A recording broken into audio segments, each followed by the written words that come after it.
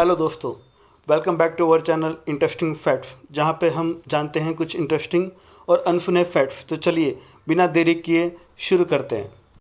आपने जलियांवाला नरसंहार तो आपने सुना ही होगा, जिसमें हमारे हजारों निहत्थे देशवासियों को घेर कर जनरल डायर ने उन पर गोलियां चलवा दी थी। लेकिन क्या आपको पता है, ऐसा ही एक और नरसंहार हमारे आज़ादी के बाद हुआ है, जिसमें हमारे 5,000 से ज़्यादा साधु संतों को घेर कर गोलियों से भून दिया गया और उससे ज़्यादा साधु संत घायल भी हो गए थे। होता यह है कि 1956 में गौ हत्या पर प्रतिबंध लगाने के लिए साधु संतों ने एक आंदोलन किया, गौ हत्या विरोधी आंदोलन।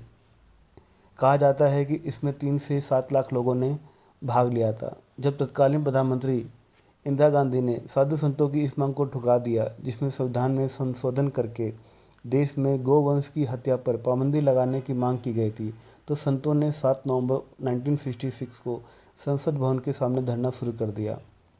जब इन लोगों ने संसद का घेराव किया तो पुलिसकर्मी पहले से ही बाहर लाठी बंदूक के साथ तैनात थे।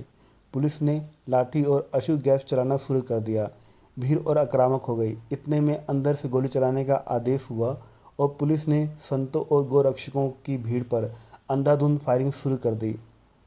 माना जाता है कि उस गोलाकांड में सैकड़ों साधु और गौरक्षक मारे गए। दिल्ली में कर्फ्यू लगा दिया गया, संचार माध्यमों को सेंसर कर दिया गया और हजारों साधु संतों को तिहाड़ी जेल में ठूस दिया गया।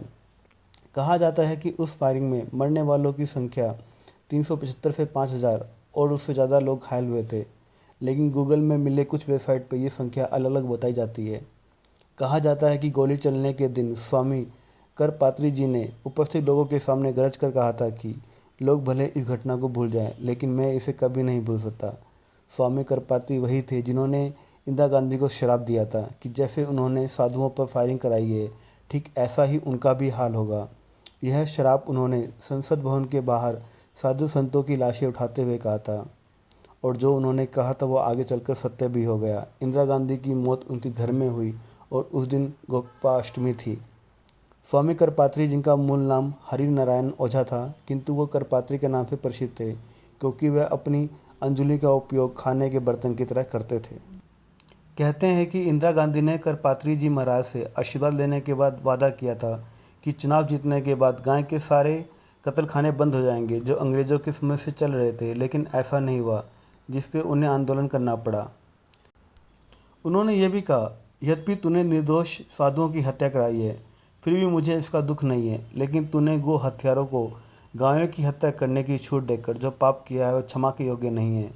इसलिए मैं आज ये श्राप देता हूँ कि जैसे उन्होंने साधुओं पर फायरिंग कराई है, ठीक ऐसा ही उनका हाल होगा। तो दोस्तों, कैसी लगी ये जानकारी?